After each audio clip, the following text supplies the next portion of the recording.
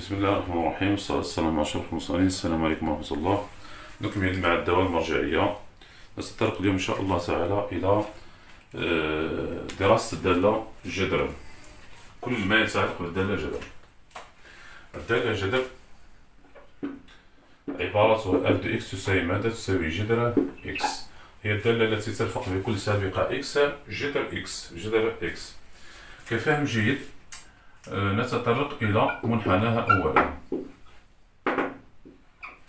منحناها y ماذا يساوي؟ يساوي جذر x. هاي جدول مساعد. الدالة المرجعية جماعة كيما بساتكم، إذا كان عندك تفهم ابدأ بالمنحنى، خرج من منحنى جميع المعلومات ومن بعد وسع الحسابات. هاي إذا هنا كجدول مساعد عندي x y ما هي الصورة تاع صفر، ما هي الصورة تاع واحد، ما هي الصورة تاع أربعة ماذا تساوي؟ تساوي اثنين. ما هي الصورة تاع تسعة ماذا تساوي؟ ثلاثة. تساوي لنا ثلاثة. سي بون. المنحنى هاكا يخرج. عندي هنايا او اي جي، عندنا صفر صورته صفر، الواحد صورته واحد، عندي أربعة شو صورتها تدين، خمسة ستة سبعة ثمانية تسعة صورتها ثلاثة. ها منحنى تاعك هاكا يخرج هاك بالتقريب. ها صح. هاي نستخرجو جميع المعلومات كل ما يتعلق بالدالة جذر. أولا ما هي مجموعة التعريف؟ دي اف ماذا تساوي؟ تساوي صفر زائد ما لا نهاية. لاحظ هنا عند صفر بقيم أقل لا يوجد رسم، يعني من ناقص حتى صفر لا يوجد رسم، لا يوجد منحنى. المنحنى موجود من صفر إلى زائد ما لا نهاية، وهذه حاجة منطقية. هنا كفهم جيد لاحظوا هنا كنقولوا يا جماعة اف صفر ماذا تساوي؟ تساوي جذر صفر. جذر صفر موجود. كنقول لك مثلا اف أربعة واش تساوي؟ جذر أربعة ماذا تساوي؟ تساوي اثنين. هنا حذاري كنقول اف ناقص واحد واش تساوي؟ جذر ناقص واحد. هذه الكتابة ماذا؟ ممنوعة. هذه كتابة ممنوعة. كتابة ممنوعة. سبون. نروح اوكي. اتجاه التغير. بالنسبة لاتجاه التغير،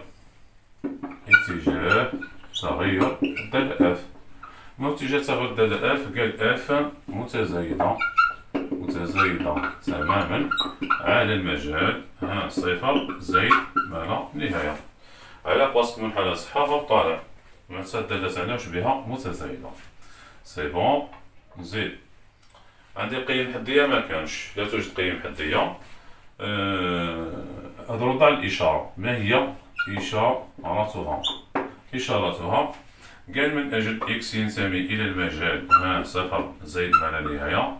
عندنا هنا والله على المجال نهضرو معاكم نتوما باللغة هذه خير. قال على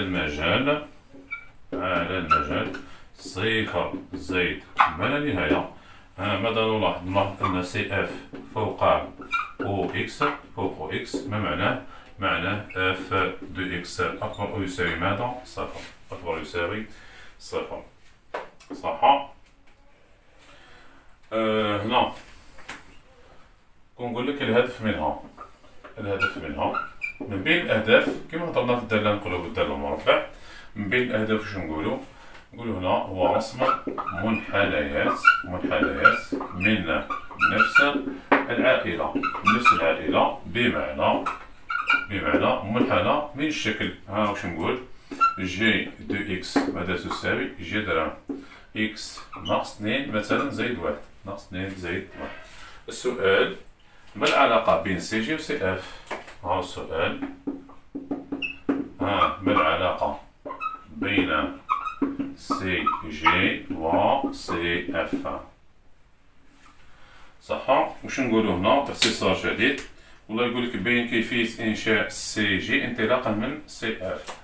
أنا باختصار واش نقول هنا؟ نقول بلي سي جي هو صورة سي اف بانسحاب. بانسحاب ما هو شعاعه؟ شعاعه ماذا؟ ك ما هي مركبته؟ الكا هذا اللي داخل الأقواس خلي نعكسوه هو 2، وهذا اللي برا خليه، اللي خارج الأقواس يعني خليه 1. سي بون. هيا نديو مثال صح. كنقول لك أنا اف دو اكس، اف دو اكس ماذا تساوي؟ تساوي جذر اكس، ونقول لك هنا جي دو اكس تساوي، هيا نغير واش نقول هنا؟ جذر اكس مثلا ناقص 3 ناقص 1، ناقص 3 ناقص 1. نقول لك أنا سؤال بين كيفية إنشاء سي جي انطلاقا من سي اف، انطلاقا من سي اف صح. واش نقولو هنا؟ قال سي جي هو صورة سي اف بانسحاب. شعاعه ك، وشو المركبة تاعو؟ ما هي مركبته؟ هذا نعكسوه اللي داخل الأقواس نعكسوه معناتها 3، واللي خارج الأقواس نخليوه كيما راهو ناقص 1. بالنسبة للإنشاء ركز، عندنا أو هي جي، عندنا قلنا كجدول المساعد. جدول المساعد هاهين. الصفر وشو الصورة تاعو؟ صفر، الواحد ما هي صورته؟ 1، وعندنا الأربعة وش الصورة تاعها؟ 2.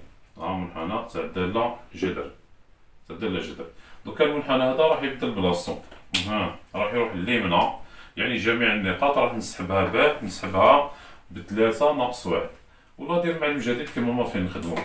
رسم الكاس تاع عندي 3 واش ثاني؟ عندي ناقص 1. السهم تاعنا عندك رأس السهم هو مبدأ المعلم الجديد، المعلم الجديد تاعي فوالا.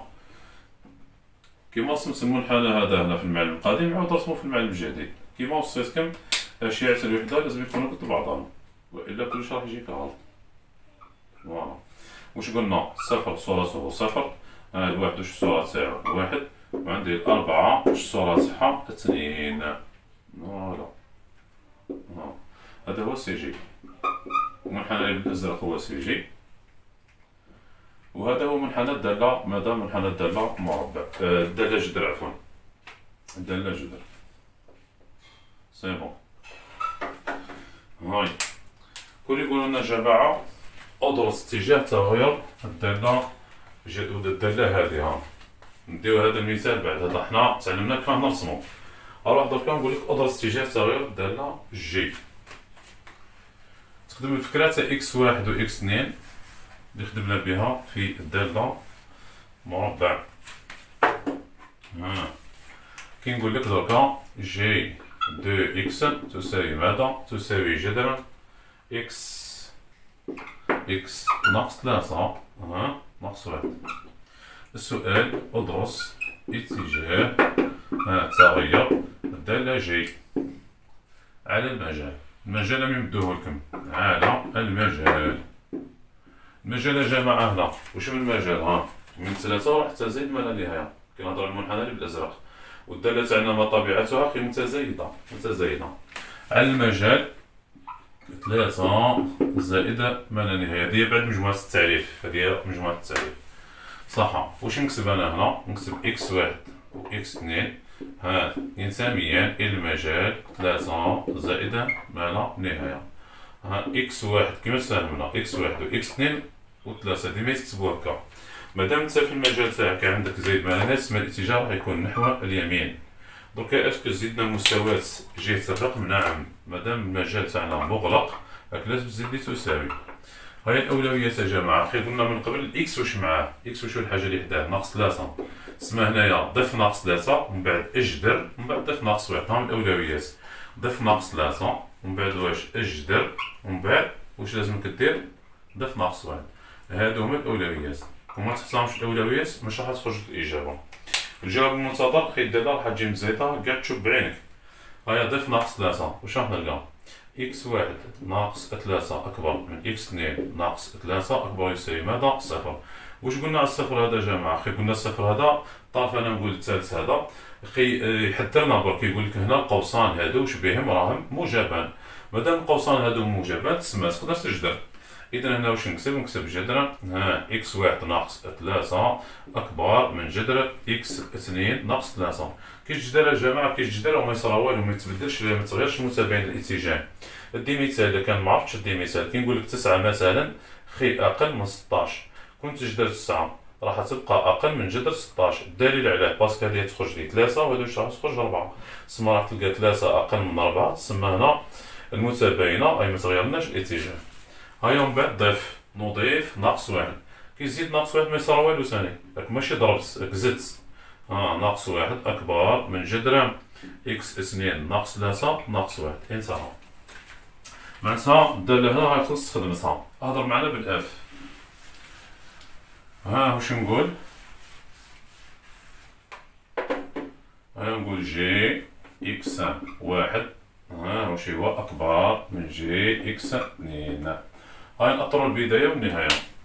كيف بديناها بأكبر باه خلصناها بأكبر تسمى هذا الاتجاه متبدلش.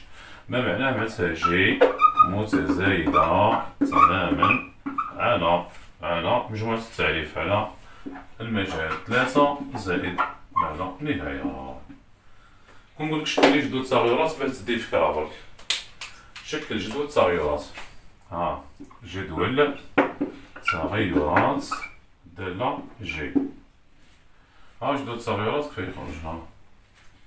عندي هنا قيم إكس وهنا عندي جي دو إكس. عندنا هنا 3 هنا زائد ما لا نهاية. الدالة على متزايدة تسمى الجدول راح يجي سهم برك سهم واحد. ما هي صورة 3 بالدالة جي؟ جي دو إكس تساوي ماذا؟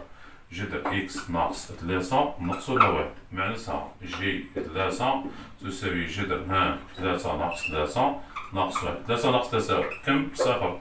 جذر صفر وصفر الناتجة ماذا تساوي ناقص واحد. اكتب هنا ناقص واحد صحيح.